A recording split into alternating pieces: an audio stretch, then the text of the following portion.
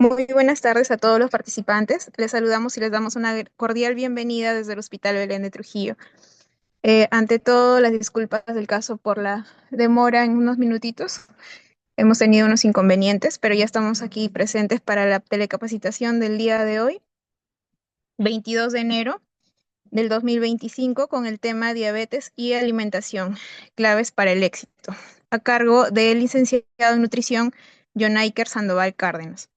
El licenciado es encargado del área de producción del Departamento de Nutrición del Hospital Belén de Trujillo y nutricionista en el programa de brigadistas Médico a tu casa. Egresado en la carrera profesional de nutrición de la Universidad César Vallejo. Y antes de dar inicio, les vamos a estar indicando que estamos compartiendo el enlace para el registro de asistencia y les recordamos que pueden enviar sus preguntas a través del chat de la plataforma Zoom para ser absueltas al finalizar la ponencia. Muy buenas tardes, licenciado John Iker Sandoval. Es un privilegio tenerlo con nosotros el día de hoy. Bienvenido y adelante, le escuchamos.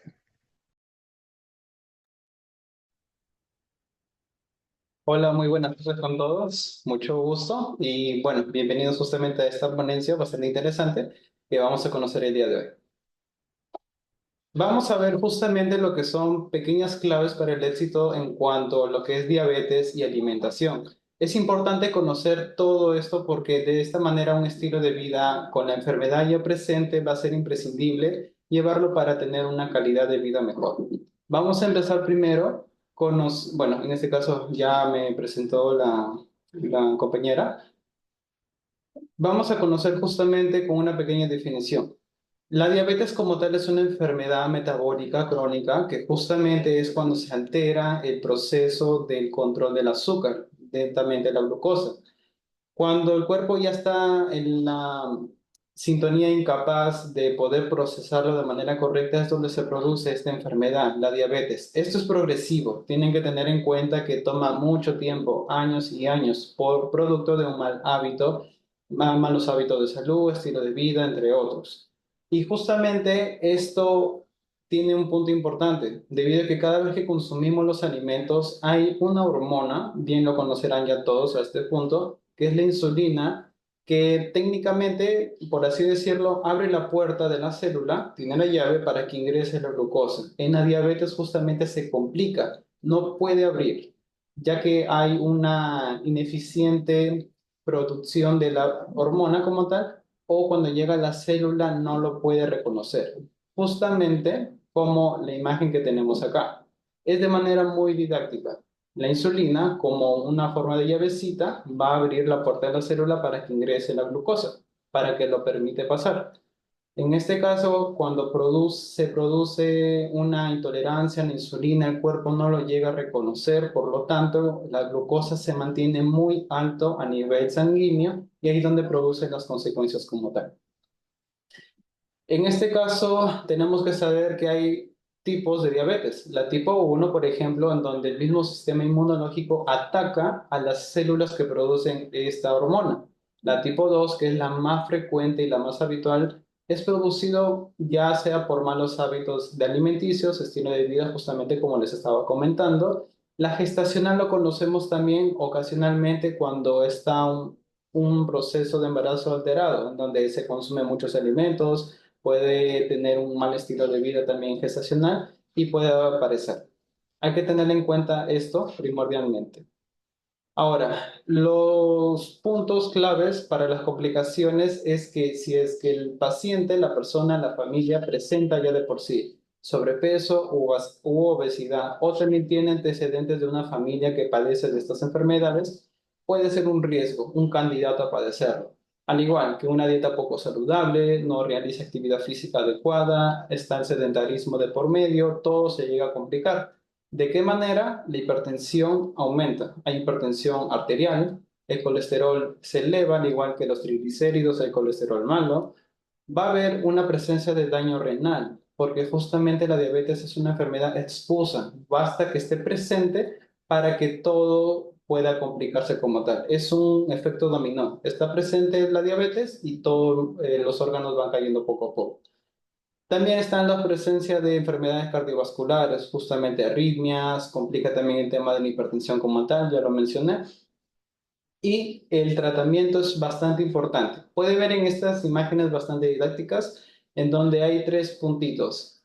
La parte de la izquierda es cuando se presenta hipoglicemia. ¿Qué quiere decir? Los valores normales de glucosa es entre 70, 100 y algunos estudios refieren hasta 110. Ese es el punto bastante saludable, 70, 100 o 110. ¿Qué pasa cuando baja de 70? Suele presentarse el cuadro de hipoglicemia. El cuerpo comienza a sudar frío, comienza a tener calambres, mareos, náuseas y ya va a ser un riesgo para padecer de algún tipo de convulsión cuando no hay suficiente azúcar en el cuerpo. Lo contrario, cuando hay demasiada azúcar en el cuerpo mayor del valor normal que le acabo de comentar, se le llama hiperglicemia, que justamente algunos pacientes lo padecen por no tener una alimentación adecuada, tratamiento no lo consumen de manera habitual, sus pastillas, metformina, insulina, NPH, lo que tengan no lo padecen.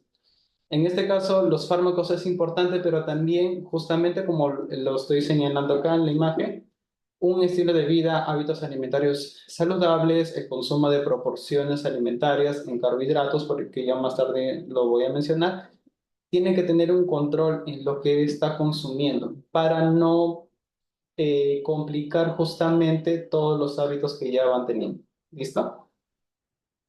Es importante que lo conozcan, que el mismo cuerpo, la insulina que les acabo de mencionar, ya tiene una precarga. Cuando vamos a levantarnos luego de un sueño reparador, vamos a asearnos y vamos a ingerir el desayuno. Hay una pequeña carga de insulina que ya está preparada para poder atacar a esta bomba de carbohidratos, esta bomba de alimentos. ¿Qué pasaría si es que no hay insulina precargada en el cuerpo y recién vamos a comer? El cuerpo va a padecer un poco porque tiene que someterse a todo el proceso de metabolismo de los alimentos.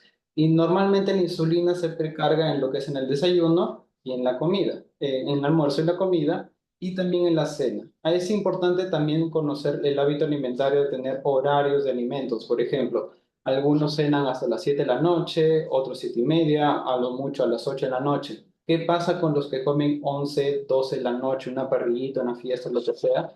Su cuerpo va a producir insulina a largo periodo porque tiene bastante cantidad de glucosa. Luego van a dormir y luego el otro día igual. A veces ya no tienen hambre hasta el desayuno, solo suelen dar de corrido. Su cuerpo está padeciendo de un descontrol de liberación de insulina. Hay que tener cuidado en eso. Ahora, el tema del control para la diabetes viene a ser netamente un tratamiento médico nutricional, hábitos alimentarios, la cantidad de medicamentos que va a utilizar, la insulina, otras pastillas, también el monitoreo de las glucosas. A estos pacientes también se les educa en el tema de cómo controlarse con su aparato, el glucómetro, cómo medirse, cómo va, hacer un pequeño registro para ver qué tan mejor está, qué tan mal. Es importante tener un monitoreo constante. No hay que olvidarse que las estrategias van a ser de ayuda poco a poco. En este punto es importante de que mantengamos justamente estable los niveles de glucosa dentro del rango normal. Esto va a ayudar a reducir complicaciones, mejorar el estado de salud general. Vamos a hablar ahorita de lo que son los carbohidratos de alto, medio y bajo índice glicémico. Las grasas saludables aportan un punto importante, ya sea de grasas insaturadas y poliinsaturadas, por ejemplo, como el salmón, el pescado, el atún, el huevo. También tenemos a la palta, aceitunas, frutos secos, aceites de canola, de cártamo, entre otros, van a aportar una grasa saludable que controlan justamente el tema de las glucosas. La fibra ayuda bastante. Cuando hablamos de fibra, nos imaginamos frutas y verduras. También lo tenemos en lentejas, en los cereales integrales, ya sea arroz integral, avena, quinoa, entre otros. Y estábamos hablando de lo que son índices glicémicos. Acá está justamente la imagen. Un pequeño concepto en la parte de la izquierda son todos los alimentos que aumentan en cierto nivel en picos de glucosa. Es decir, comemos un chocolate, ese chocolate tiene un ligero índice glicémico donde si lo como va a alzar mucho o lo va a mantener o lo va a bajar. Diferentes. Hay diferentes rangos. Alto, medio y bajo. Los valores justamente que deben conocer son esos que está menor de 55 es un índice glicémico bajo, medio de 56 a 70 y alto mayor a 70. Ahora, esto es la teoría, vamos a la práctica. en donde vamos a ver que los índices altos, índices glicémicos altos, van a perdurar más tiempo en sangre, pero van a bajar muy rápido, a diferencia del índice glicémico bajo. Un ejemplo, en la mañana, con este calor tremendo, tomamos un vasito de jugo helado. Ese jugo tiene papaya, tiene manzana, piña, es un jugo surtido. Lo toma heladito y para adentro, suficiente. Va a perdurar, sienten que es un tiempito corto, media horita y van a tener sed nuevamente, hambre. Ese jugo justamente tiene un índice glicémico alto donde va a subir y al ratito no se mantiene, va a bajar a la hora a lo mucho. A diferencia si ha tomado, por ejemplo, un desayuno de cereal andino con fibra de bajo índice glicémico, lo va a llenar un poco, pero se va a mantener. Va a estar lleno hasta aproximadamente 10 11 en la mañana. Así que eso es el ejemplo entre un alimento que tiene índice glicémico alto y bajo. Y justamente acá tenemos los ejemplos. A grosso modo, tenemos en la columna roja de la izquierda los alimentos que tienen índice glicémico alto, en donde tenemos por campeón el azúcar blanca, morena, a cereales azucarados, a choclo recocido, el chocolate, chuño, miel, entre otros listados. Índice glicémico medio tenemos en la parte amarilla, donde está la beterraga, la avena, pan croissant, papaya, pasas, entre otros. Y los índices glicémicos bajos, que tenemos en la parte de color, en la columna de color verde. Al lado derecho es lo mismo, pero con gráficas, con pequeñas imágenes para tenerlo en cuenta. El paciente que tiene diabetes se tiene que controlar justamente en esto, saber consumir alimentos que tengan entre bajo y medio índice glicémico para evitar complicaciones a futuro y evitar a toda costa o muy, muy en lo posible los alimentos que tienen índice glicémico alto. Es muy notorio el ejemplo que proporcionamos en el tema y el ámbito nutricional, en donde el plato tiene que ser una proporción saludable. En este caso, la mitad del plato de la izquierda pueden ver que está con frutas y verduras de bajo a medio índice glicémico. Tenemos brócoli, tenemos onatao, tenemos zanahoria. La otra parte se divide en dos cuartas partes. La parte de abajo en carbohidratos puede ser papa, un tubérculo, yuca, camote o cereal. Puede ser arroz integral, quinoa cocida, trigo cocido. No siempre va a ser el arroz blanco por excelencia, aunque el peruano es arrocero ya desde que nace. Y la otra cuarta parte llega a ser las proteínas, saludables. Más que nada evitar lo que es la fritura a toda costa. Hay un sinfín de preparaciones que se pueden guiar. Dos ejemplares más para que lo tengan en cuenta. Justamente la proporción, la mitad y dos cuartas partes. Vamos a predominar siempre alimentos que tengan bajo a medio índice glicémico como tal. ¿Listo? Ahora, ¿qué significa también la carga glicémica? Es otra palabrita un poco más técnica que tenemos que tener en cuenta. Cada alimento como tal ya vimos que va a aumentar mucho, poco, medio o poco según el consumo. Ahora, la carga glicémica refiere a que ese alimento tiene el contenido de carbohidratos y qué tanto de carbohidratos tiene ese alimento que va a producir un pico alto de glucosa. Es un ejemplo bastante didáctico que le voy a hacer. Han escuchado justamente de la sandía, ¿verdad? Que a veces la sandía tiene mucho azúcar, que tiene mucha agua y no se recomienda. La sandía de por sí, lo podemos ver acá, me parece, está clasificado como un alimento de índice glicémico alto. Es verdad, cuando lo consumimos, justamente libera glucosa muy rápido porque sus carbohidratos son más sencillos de procesar. Pero si vamos a ver ya en el ámbito nutricional, los carbohidratos que tiene esa sandía son menos a diferencia de otras frutas dulces. Por ejemplo, una uva, una pasa, un plátano, una chirimoya, guanábana, guava, etcétera. En donde la sandía, al tener menos carbohidratos, va a ser buena, ya que no va a liberar a grosso modo mucho tiempo la glucosa. Es por eso que se habla de tres puntos: la carga glicémica baja, media y alta.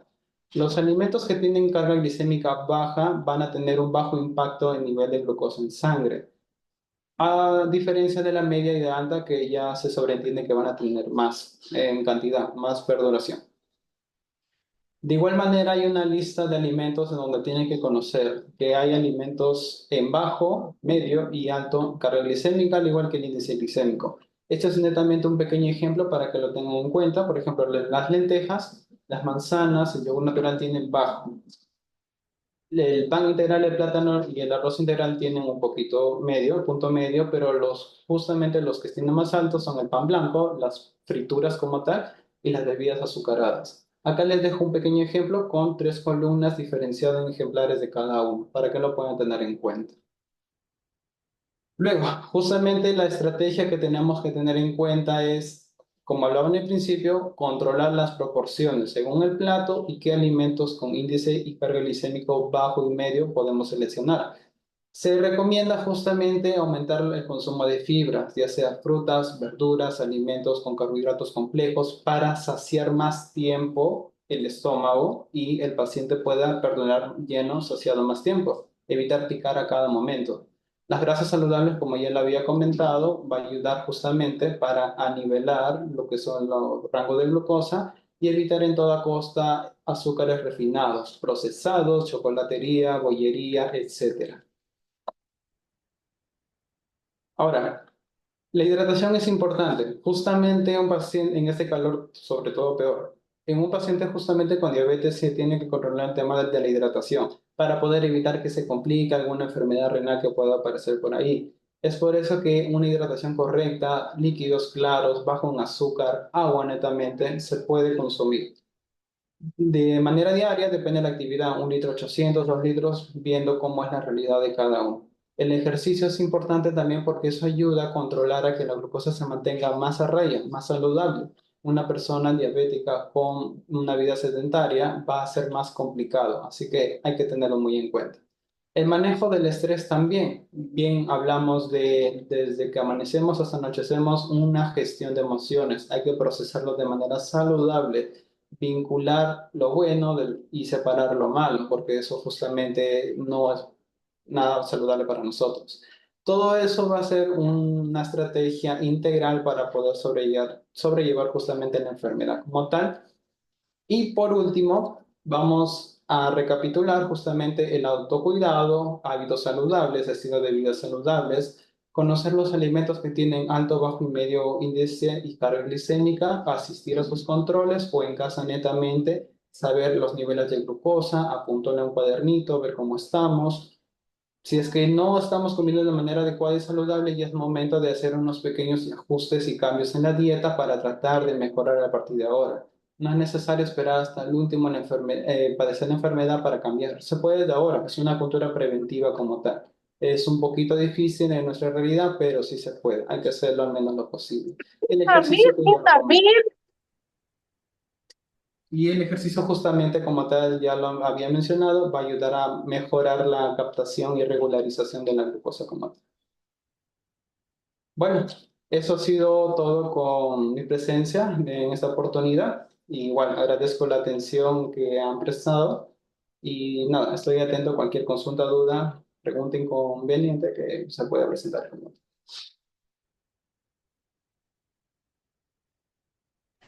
Muchas gracias, licenciado, por la ponencia del día de hoy. Muchísimas gracias también a nuestros participantes por haberse unido a la telecapacitación del día de hoy. Le vamos a dar unos minutos, licenciado, a nuestros participantes para que puedan generar sus preguntas y dudas que tengan con respecto al tema brindado. Y bueno, en lo que esperamos a que nuestros participantes generen sus preguntas, licenciado, ¿alguna recomendación final que nos pueda brindar con respecto a su ponencia? Sí, justamente en el tema de la relación de los alimentos con índice y carga glicémica, se recomienda a todo momento a los pacientes que tienen diabetes asistir a sus controles médicos y también por nutrición. Esto es muy importante debido a que nosotros somos el personal que manejamos y conocemos la relación de los alimentos, qué es proporcionalmente saludable y qué no, cómo lo debería de manejar. Esto lleva justamente un monitoreo según sus controles. Debería tener en cuenta todo eso en todo momento el paciente para tener un estilo de vida alimentario bastante saludable. Algunas veces se dejan de llevar del vecino, de fulano, que sí puede ver mejora, pero netamente científicamente puede estar no evidenciado. Las hojas, por ejemplo, de chirimoya podrían ayudar, pero hasta que cierto punto. Hay que tener cuidadito con lo que escuchamos en las calles de los familiares. tener un registro de los alimentos, un plan de alimentación bastante adecuado, tener una hidratación de manera saludable, va a asumir todo un cóctel de estrategias, un shock de estrategias para que pueda ayudar justamente a sobrellevar la enfermedad como tal. Acudir a sus controles y siempre cualquier consulta, duda, tener a la mano alguna información que nos haya dado el personal profesional, en este caso nutricionista, o también el médico endocrinólogo para que lo puedan tener en cuenta. Muy bien, muchísimas gracias, licenciado, por la información y por el debate, por la información brindada. Vamos a dar lectura a las preguntas realizadas por nuestros participantes. Como primera pregunta nos comenta, ¿es recomendable que los adultos mayores con diabetes consuman mango? Ok, debido justamente al estado ya de longevidad, el cuerpo humano no procesa de igual manera como si tuviera 30, 18 años.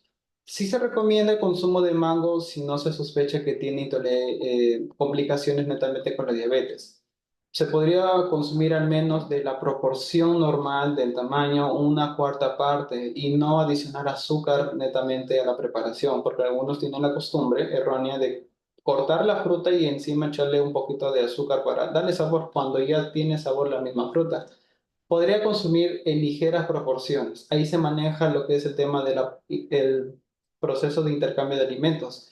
Un mango puede equivaler lo mismo a una lima, una granadilla, una sandía. De preferencia que sean alimentos que tengan bajo índice glicémico. En vez de un mango, podría consumir una lima, granadilla, pero sí, no es imposible siempre y cuando lo mantenga saludable todo el tratamiento como tal. Muy bien, muchísimas gracias por su respuesta, licenciado. Vamos a pasar con la siguiente pregunta. Nos comentan, ¿qué tan recomendable es el uso de los edulcorantes como la stevia para los adultos mayores con diabetes? Ya, hay que tener en cuenta mucho el tema de los edulcorantes, ya que ha sido netamente publicitario los últimos 5 años, los edulcorantes de stevia, por mencionar en polvo. Netamente en polvo no se recomienda porque a veces le echan añadidos conservantes, preservantes que también tienen metabolitos azucaradas, es azúcar más azúcar. La recomendación sería en lo más natural posible. Las hojitas de stevia, si uno lo prueba en los labios, es ligeramente dulce. Se puede endulzar justamente con esas hojitas y no lo procesado. Sí se puede recomendar como una suplencia del azúcar, un sustituto, pero lo más natural posible. Y de igual manera ir bajando gradualmente el consumo de azúcar, de en todas sus fuentes, desde gaseosas, desde galletas, desde azúcar de mesa, azúcar rubia como tal. Pero sí sería una opción netamente natural. Lo más natural ganaría siempre.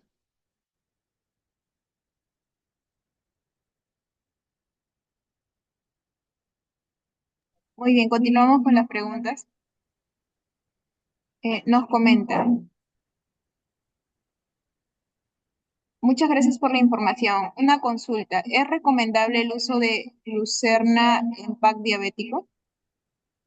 Ok, cuando entramos en lo que es suplementos nutricionales, la Glucerna, netamente por la marca como tal, ayuda a sustituir momentáneamente un tiempo de comida. Hablamos de desayuno, almuerzo y cena, pero hay dos puntos importantes, media mañana y media tarde. En esa media mañana y media tarde también se puede proporcionar una fruta o frutos secos o una proteína, puede ser una tajadita de queso sobre una tostadita integral o un pancito con pollo o un huevo sancochado. Pero justamente la glucerna como tal tiene todo lo que es en alimentos, pero en bebida o en polvo para preparar. Sí se puede, siempre y cuando esto se mantenga con una guía alimentaria y también una supervisión nutricional del nutricionista, donde puede haber un desayuno, una toma de glucerna a media mañana, un almuerzo normal, una toma de glucerna en la media tarde y una cena, 5 tiempos de comida, pero no se recomienda que sea a grosso modo, que se lo tome de manera natural, por así decirlo, que lo tomen así sin consultarlo. Es referente tener una guía, un proceso de atención de, en este caso, personal nutricionista para que nos recomiende como tal. Los que ya tienen tiempo con esto me pueden entender, llevan un monitoreo, un control, pero los que recién están empezando, queriendo empezar a tomar suplemento como glucerna, deberían llevar lo que es una asesoría netamente. Muchísimas gracias, licenciado, por las respuestas. Continuamos con las preguntas. Nos comentan, con respecto a los frutos secos en un paciente con diabetes, ¿qué frutos secos se pueden consumir y en qué cantidades? Ok, hay dos formas de cómo consumirlo, de manera diaria o cada 2 días. ¿Qué frutos secos? Para empezar, tenemos desde almendra, pecana, cañiva, pecanas,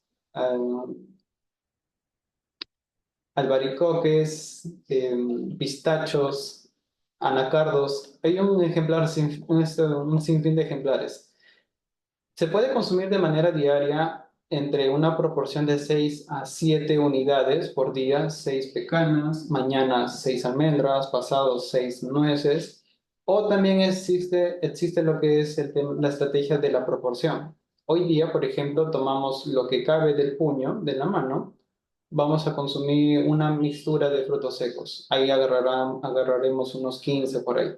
Si lo comemos toda esta proporción de frutos secos entre la media mañana y la media tarde, de acá ya no comemos hasta 2 días después y realizas la misma estrategia. O bien de manera diaria de 6 a 7 unidades del ejemplar de frutos secos o un puño cada 2 días. Esto es lo que se recomienda y este puño lo consumimos en la media mañana y en la media tarde. La recomendación con una bebida puede ser un yogur desfrutado, deslactosado, descremado, entre otros para tener una manera de cómo pueda fluir el alimento como tal y se puede absorber un poco más las grasas saludables. Así que sí se puede consumir en esas dos estrategias y los ejemplares que les acabo de mencionar. Excelente, muchísimas gracias por su respuesta. Bueno, como últimas preguntas, en cuanto a los tipos de diabetes, ¿existe una dieta específica o distinta para cada cual o en ambos casos no varía? En el tipo de diabetes 2 y gestacional puede ser un poquito similar. Se lleva lo que es el alimento controlado en los índices y cargas glicémicas, en las proporciones e intercambios. La diferencia con la diabetes tipo 1 que es un poquito más riguroso, debido a que su cuerpo no produce como tal en sí la hormona, la insulina. Ellos tienen más cuidados, estrictamente con proporciones. Si bien una diabetes tipo 2 recién empezada, que el paciente se haya enterado, diagnosticado, puede llevar una vida normal, pero modificada en cierta manera. Pero en diabetes tipo 1 sí es más riguroso, es más cuidadoso y peligroso que no se pase ni una proporción de carbohidrato o de harinas, por así decirlo, porque si le damos mucho y su contenido de insulina que se le brinda no es lo suficiente, podría complicarse y de manera bastante grave. Eso es al menos mi recomendación y creo que también este puede ser opinión de varios profesionales, en donde la diabetes tipo 1 es un poquito más tedioso. No es la más importante porque todos son, pero es donde más rigurosidad se tiene que tener en cuenta, a diferencia de la de diabetes tipo 2 y la gestacional como tal. Muy bien, licenciado, continuamos con las preguntas. Nos Buenas comentan, tardes, ¿es cierto? buenas tardes. Quisiera saber si el arándano tiene carga glicémica alta, baja o media. Ah, claro, no hay problema. Acá justamente en los ejemplos estaba mostrando en cuanto a frutas, en este caso el arándano llega a ser parte de la fruta cítrica, suelen tener índice glicémico bajo, al igual por ejemplo que una lima o una ciruela. Pero por ejemplo en el tamaño importa. En este caso la uva al ser pequeña puede tener pequeñas cantidades su contenido nutricional, pero cuando se consume sí tiene índice glicémico alto. El arándano está clasificado como un índice glicémico bajo y de carga glicémica bajo, de igual manera. Así que hay que tener cuidadito con otras frutas como por ejemplo disecadas, en este caso pasas, guindones, uvas como tal. Muchísimas gracias, licenciado, por su respuesta. Continuamos con las preguntas. Nos comentan, ¿es cierto que el consumo de proteínas al inicio de consumo de alimentos disminuye la carga glucémica? Es una estrategia bastante saludable y habitualmente algunos lo realizan. El consumir primero la presa, la proteína, y luego consumir las verduras, Voy a poner el ejemplo que había mostrado. Acá, justamente consumir primero la parte de las proteínas, la cuarta parte, luego el medio plato, la proporción 50% de las verduras y al final lo que es sin carbohidratos. El motivo es el siguiente. Cuando ya se consumen los alimentos en ese orden, el estómago tiene una capacidad en donde va a ir disminuyendo poco a poco y no va a dejar entrar más alimentos del que podemos procesar. Cuando comemos al revés, más arroz, luego la presa y luego la verdura, ya no va a haber espacio para la verdura, que justamente es donde nos tiene más lleno. En este caso la pregunta, al consumir lo que es la presa y luego las verduras, sí, el estómago se está preparando para recibir todos esos alimentos y la carga glicémica es un poquito más lento. A diferencia que si come primero lo que es la papa frita, digamos un ejemplo, y luego el pescado frito y luego la salsa criolla, la ensaladita, sí va a haber un pequeño pico elevado de lo que es la glucosa en índice y en carga glicémica. Por eso que algunos hacen la estrategia de comer la presa, luego las verduras y por último lo que son los carbohidratos. Como última pregunta, ¿es recomendable utilizar personas diabéticas?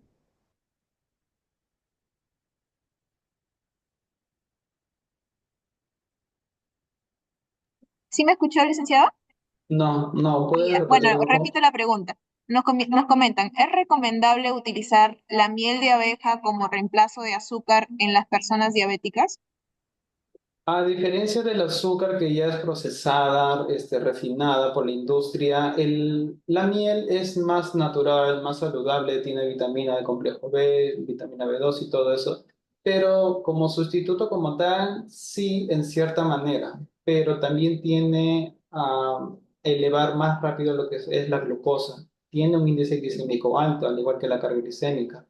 Por lo tanto, no se recomienda. O sea, en la teoría sí es un sustituto bastante válido, pero en la práctica, si es que va a consumir entre dejar el azúcar y la miel, el ejemplo que había comentado hace ratito sería mejor la stevia natural, porque poco a poco esto se va a ir dejando, si así lo amerita el paciente lo quiere. El azúcar poco a poco se va dejando gradualmente, no de golpe, porque puede haber un efecto de ansiedad.